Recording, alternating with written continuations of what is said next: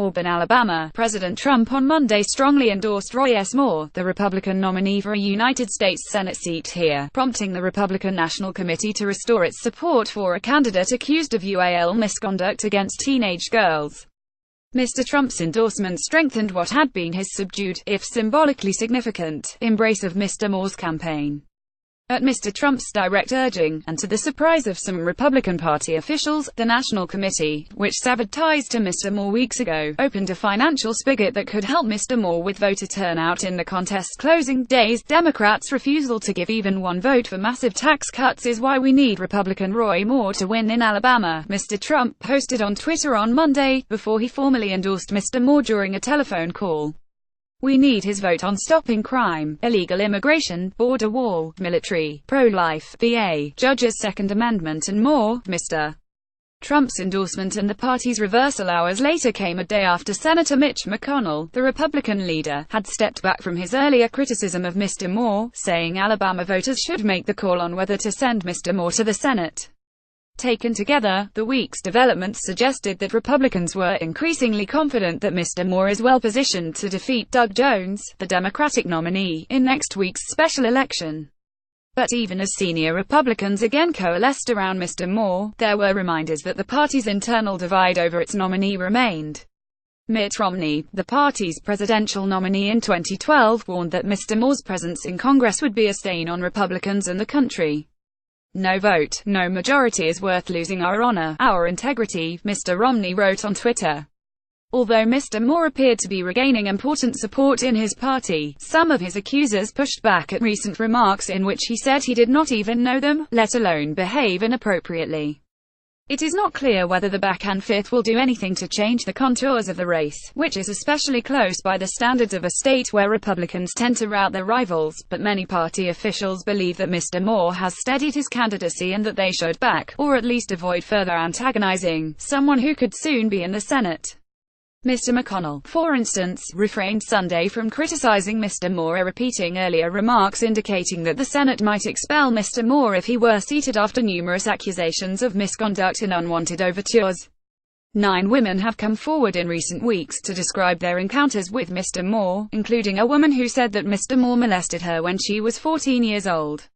With the notable exception of Mr. Romney, many national Republicans seem to have shifted their approach: less active criticism of Mr. Moore and fewer threats of his swift expulsion from Congress, and more guarded comments, if any at all. Mr. Trump, though, could prove far more vocal about the race, especially when he appears Friday in Pensacola, Florida, which is within the Mobile, Alabama, media market. Unlike many Republicans in Washington, Mr. Trump, who himself has been accused of UAL misconduct, never cut off Mr. Moore completely. On November the 21st, he telegraphed his support when he repeated Mr. Moore's denials of impropriety and attacked Mr. Jones. But until Monday, it was unclear how much more Mr. Trump would do to aid Mr. Moore's campaign. Many top White House officials were not aware that Mr. Trump intended to white-tie himself to Mr. Moore on Monday, as in so many instances, they found out about his decision from his posts on Twitter. West Wing officials said Mr. Trump simply wants Republicans to retain control of the seat that Attorney General Jeff Sessions held for 20 years, and he is willing to avert his gaze from the allegations to stop Mr. Jones. Speaking to a group of Republican senators last week, the president said he was not particularly enthused about Mr. Moore's candidacy, but he felt like his victory would represent a better outcome than the election of a Democrat who would often oppose their agenda, according to a Republican official in the room for the conversation. Yet Mr. Trump disregarded, and irritated, some of his more cautious advisers on Monday in prompting the r.n.c. to restore get-out-the-vote funds to Mr. Moore, according to one Republican in contact with the president.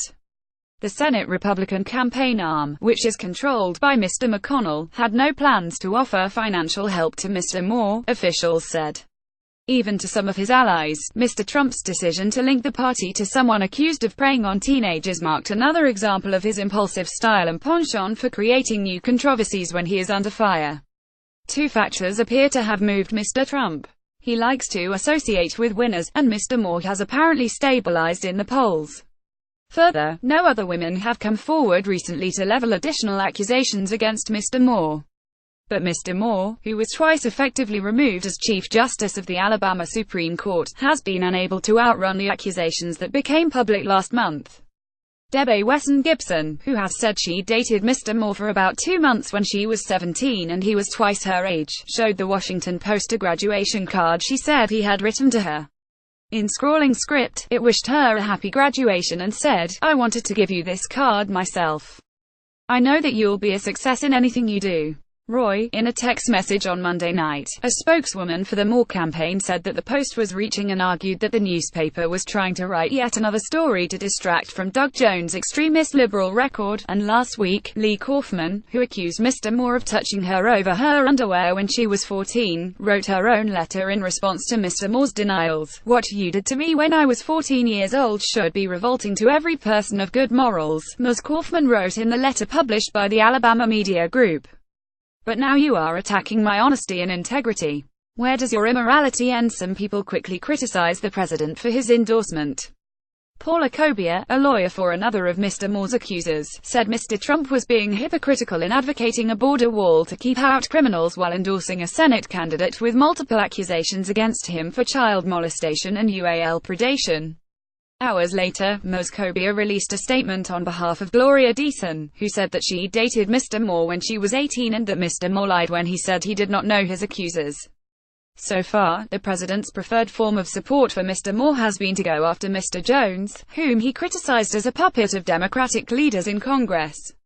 Electing Mr. Jones, he wrote on Twitter, would hurt our great Republican agenda of low on taxes, tough crime, strong on military and borders, so much more. Yet in Alabama, where the state's senior Republican lawmaker, Senator Richard C. Shelby, cast a write-in vote for a Republican other than Mr. Moore, the ultimate value of Mr. Trump's endorsement is unclear and perhaps even negligible.